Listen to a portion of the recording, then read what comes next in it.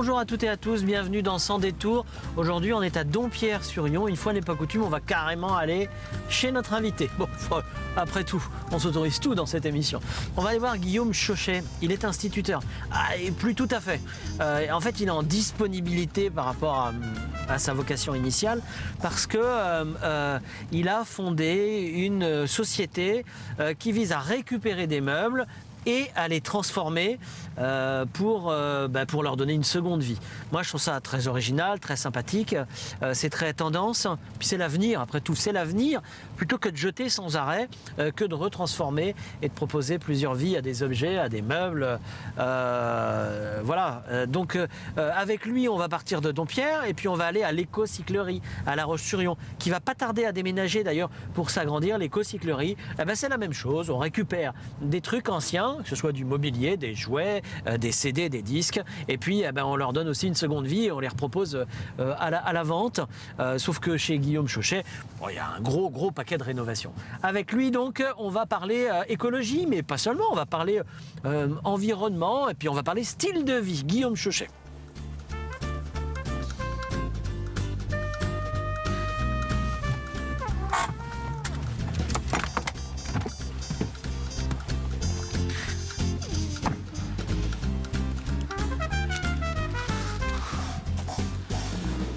Bonjour Guillaume. Bonjour. Vous êtes un seigneur dans cette émission. Parce que je viens vous chercher, c'est la première fois que je fais une émission et que je vous ramène quand même devant la porte. À domicile. À l'aller comme au retour. Bon, voilà. Ce que je vous propose, Guillaume, et ce que je propose aussi aux téléspectateurs de Télé, c'est qu'on enlève le masque, qu'on garde la distance. Parce que comme cette émission, je vous l'ai déjà dit, est à la fois inclusive et intimiste, il faut qu'on puisse se reconnaître et échanger. C'est pour ça qu'on a un gros camion aussi pour maintenir ces distances de sécurité. Guillaume, comment vous définissez votre nouveau métier? Vous faites quoi? Vous êtes qu'est-ce que c'est cette entreprise? J'aime bien le mot revalorisateur. C'est-à-dire qu'on prend un vieux meuble, un vieil objet, on le revalorise pour qu'il puisse encore servir actuellement, quoi. Nouveau métier? Nouveau métier. Tendance? Tendance qui s'inscrit bien dans l'air du temps. Ouais. Mais compliqué en ce moment. Pas évident. Pas évident, ouais. On imagine. Bon, vous allez me raconter tout ça dans la voiture. Le concept, vous le connaissez. Tout ça, c'est une surprise. On y va. Allez-y, je vous rejoins. Fermez derrière vous.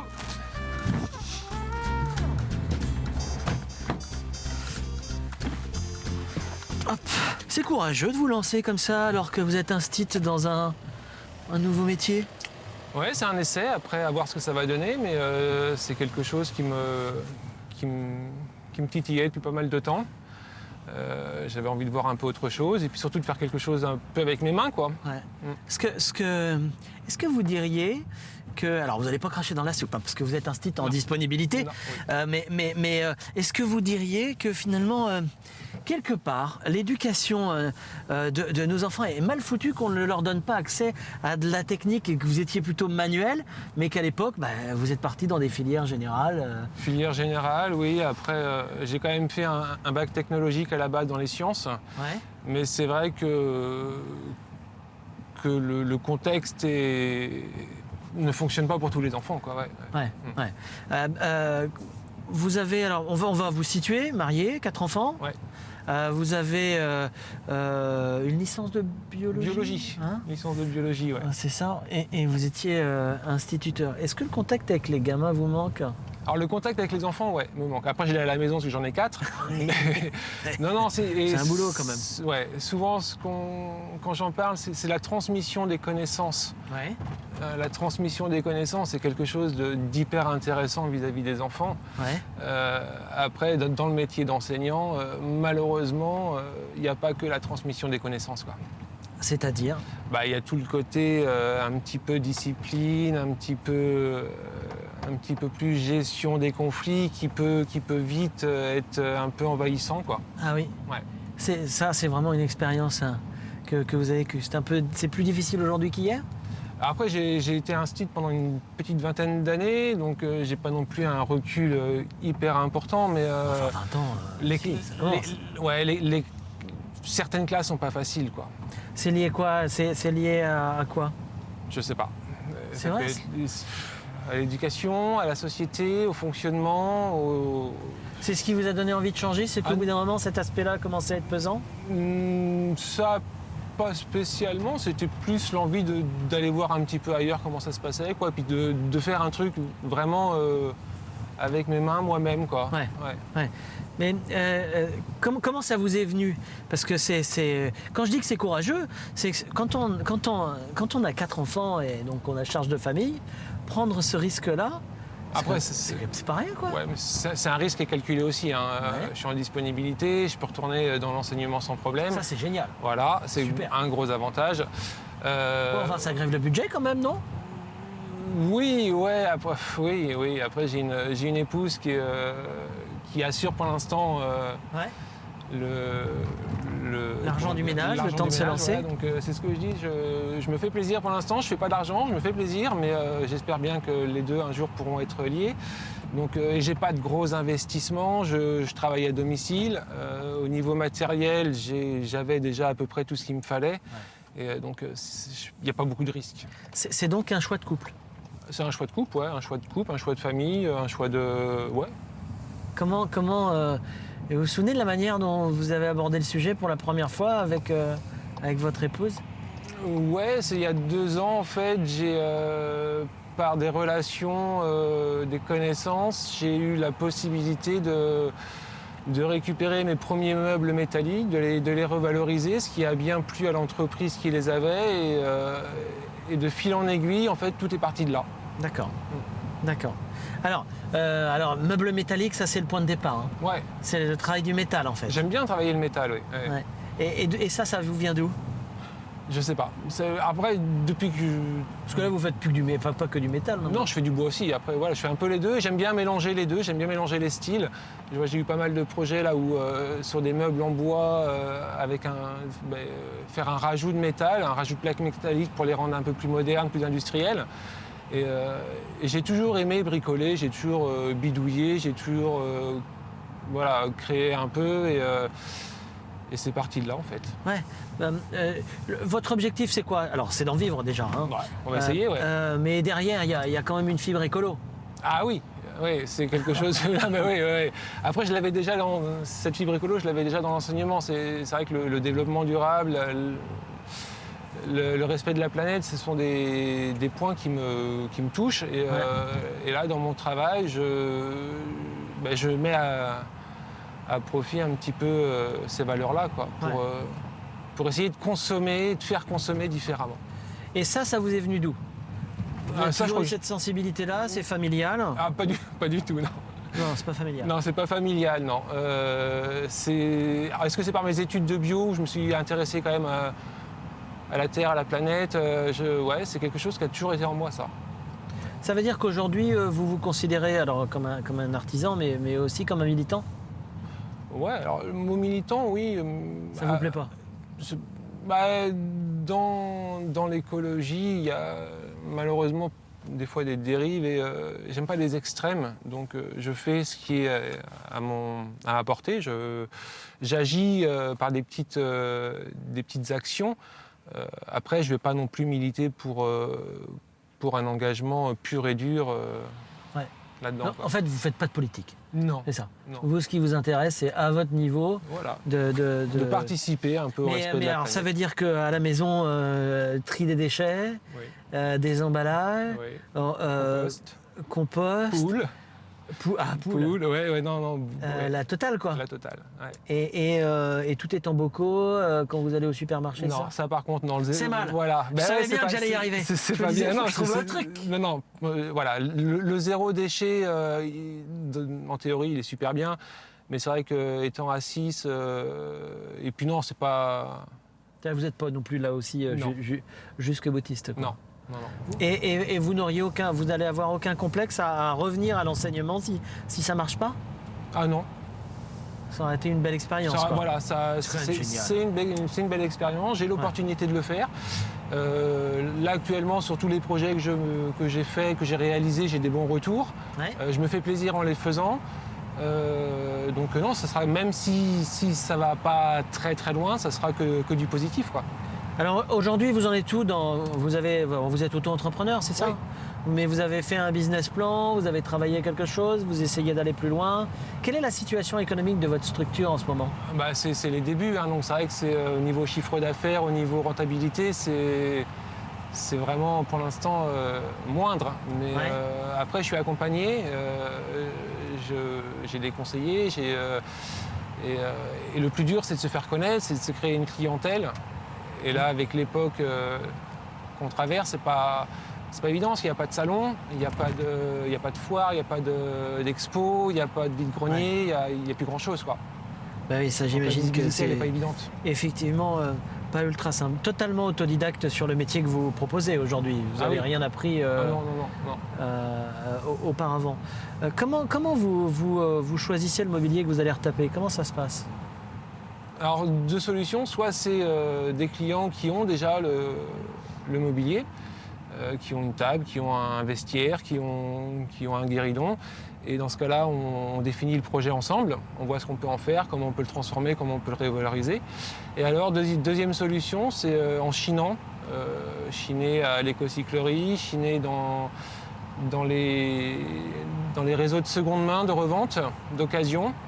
Et là, un truc qui tape dans l'œil, qui est sympa, mais dans son jus, on projette d'en faire quelque chose de bien, quoi. Ah ouais. Alors, derrière ça, la question c'est est-ce que vous comptez un jour ouvrir un magasin de meubles recyclés ou est-ce que pour vous, vous comptez travailler avec le particulier et les entreprises à la demande, quoi? Plutôt à la demande. Alors c'est vrai que C'est deux manières de travailler différemment. l'ouverture de magasin, pour l'instant, c'est pas prévu.